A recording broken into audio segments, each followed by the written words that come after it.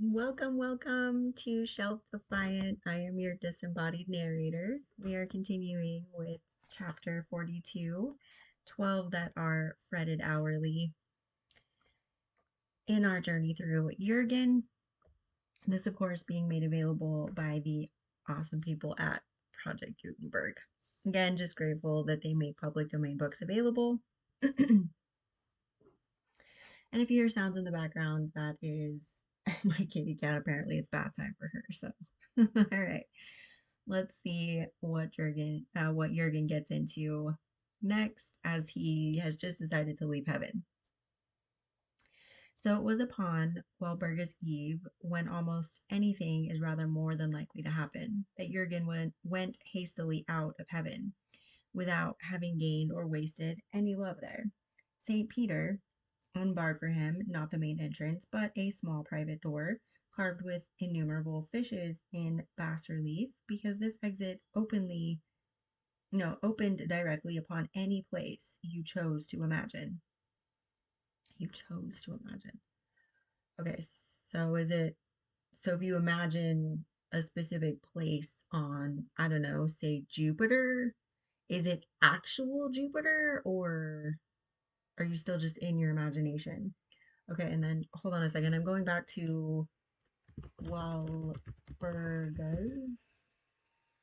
Eve because I don't remember.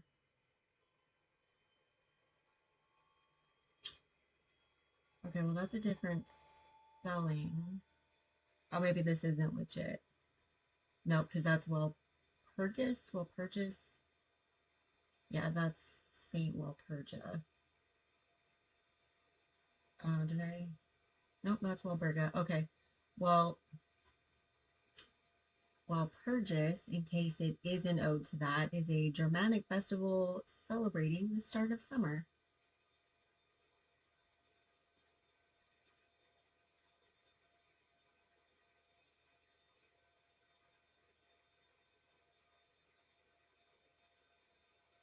The eve of the Christian feast day of Saint Walpurga or Walpurga, 8th century abbess in Francia. Okay, well, just wanted to shout that out. Continuing on. For thus, St. Peter said, you may return without loss of time to your own illusions. Okay, so it would be.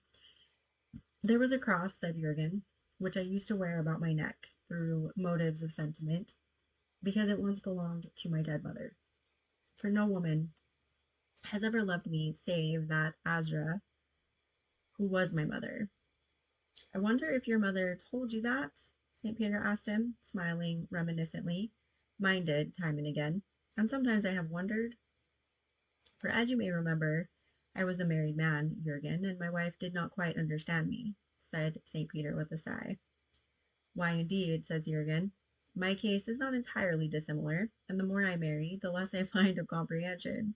I should have had more sympathy with King Smoit, who was certainly my grandfather. Well, you conceive, St. Peter, these other women have trusted me more or less because they loved the phantom Jurgen. But Azra trusted me not at all because she loved me with clear eyes. she, she comprehended Jurgen and yet loved him, though I, for one, with all my cleverness, cannot do either of these things. None the less, in order to do the manly thing, in order to pleasure a woman and a married woman too, I flung away the little gold cross, which was all that reminded me. No, I flung away the little gold cross, which was all that remained to me of my mother. And since then, St. Peter, the illusions of sentiment have given me a woefully wide berth, so I shall relinquish heaven to seek a cross. That has been done before, Jurgen, and I doubt if much good came of it. Heyday. And did it not lead to the eternal glory of the first and greatest of the popes? It seems to me, sir, that you have either very little memory or very little gratitude, and I am tempted to crow in your face. Why, now you talk like a cherub, Jurgen, and you ought to have better manners. Do you suppose that we apostles enjoy hearing jokes made about the church? Well, it is true, St. Peter, that you founded the church. Now there you go again. That is what those patronizing seraphim and those impish cherubs are always telling us. You see, we 12 sit together in heaven, each on his white throne, and we behold everything that happens on earth. Now, from our station, there's been no ignoring the growth and doings of what you might loosely call Christianity. And sometimes that which we see makes us very uncomfortable, Jurgen, especially as just then some cherub is sure to flutter by in a broad in a broad grin and chuckle. But you started it, and we did.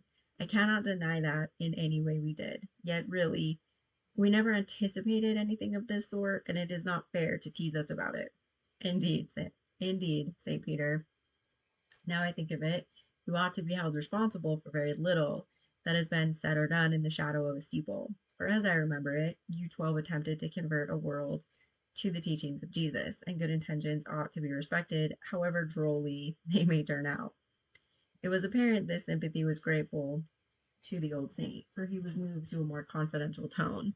Meditatively, he stroked his long white beard, then said with indignation, "If only they would not climb Sib with us so we could stand it. But as it is, for centuries we have felt like fools.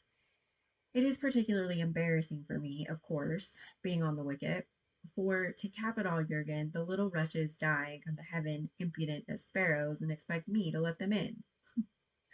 From their thumb screwings and their auto de face and their massacres and patriotic sermons and holy wars, and from every manner of abomination, they come to me smirking. And millions upon millions of them, Jurgen. There is no form of cruelty or folly that has not come to me for praise, and no sort of criminal idiot who has not claimed fellowship with me, who was an apostle and a gentleman.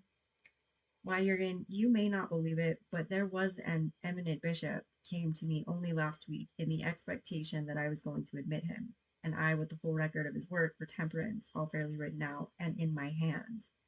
Now Jurgen was surprised, but temperance is surely a virtue, St. Peter. Ah, but this notion of temperance, and his filthy ravings to my face as though he were talking in some church or other. Why, the slavering little blasphemer, to my face he spoke against the first of my master's miracles, and against the last injunction which was laid upon us 12, spluttering that the wine was unfermented.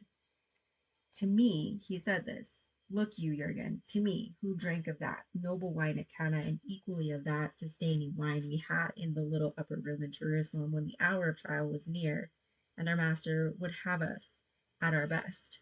Pause, please. Kitty wants to leave. No, you sleep, girl.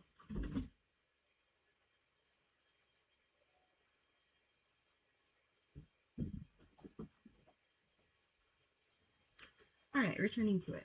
With me, who have since tasted of that unimaginable wine which the master promised us in his kingdom, the busy wretch would be arguing, and would have convinced me, in the face of all my memories, that my master, who was a man among men, was nourished by such thin swill as bred this niggling, brawling wretch to plague me.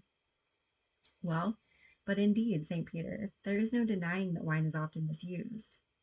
So he informed me, Jurgen, and I told him by that argument he would prohibit the making of bishops, for reasons he would find in the mirror, and that, remembering what happened at the crucifixion, he would clap every lumber dealer into jail. So they took him away, still slavering, said St. Peter wearily. He was threatening to have somebody else elected in my place when I last heard him, but that was only old habit. I do not think, however, that I encountered any such bishop, sir, down yonder. In the hell of your fathers? Oh, no, your fathers meant well, but their notions were limited. No, we have quite another eternal home for these blasphemers, in a region that was fitted out long ago when the need grew pressing to provide a place for zealous churchmen. And who devised this place, St. Peter? Oh, a very special favor, we 12, to whom is imputed the beginning and the patronizing of such abominations, were permitted to design and furnish this place. And, of course, we put it in charge of our former confrere Judas. He seemed the appropriate person.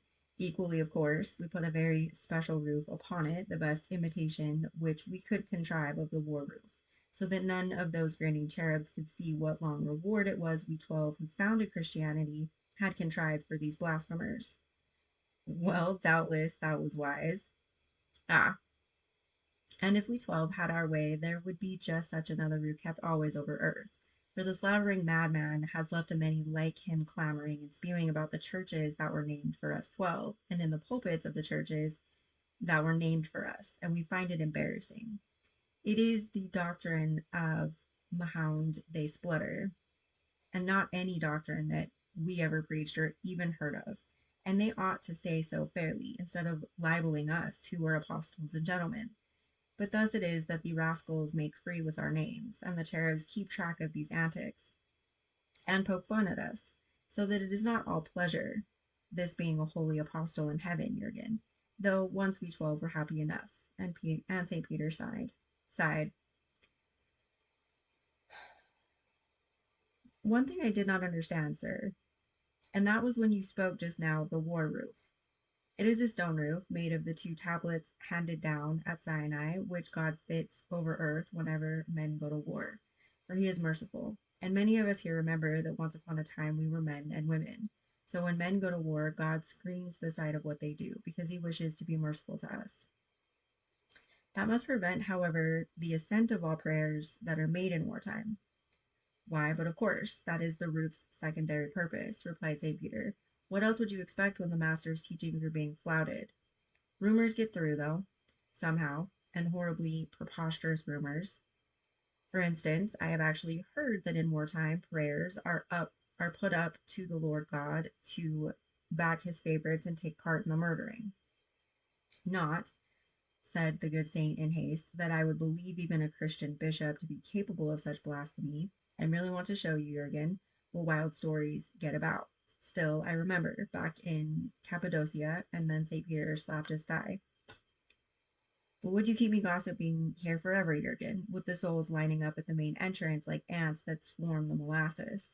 Come out of heaven with you, Jurgen, and back to whatever place you imagine will restore to you your own proper illusions, and let me be returning to my duties. Well then, St. Peter, I imagine Amnaran Heath, where I flung away my mother's last gift to me. And Amnaran Heath it is, said St. Peter, and he thrust Jurgen through the small private door that was carved with fishes in bas relief, and Jurgen saw that the saint spoke truthfully. Okay, well, that's the end of chapter 42. Now I'm intrigued. Does he actually go back? Was this all just a dream? Is this like an Alice situation? We're just gonna gloss over everything that just took place, or what's the what's the deal here? How's this actually gonna end? And there's the kitty cat wanting to be let back in. All right, well, that's the end of this reading. Thank you for joining me, and see you next time.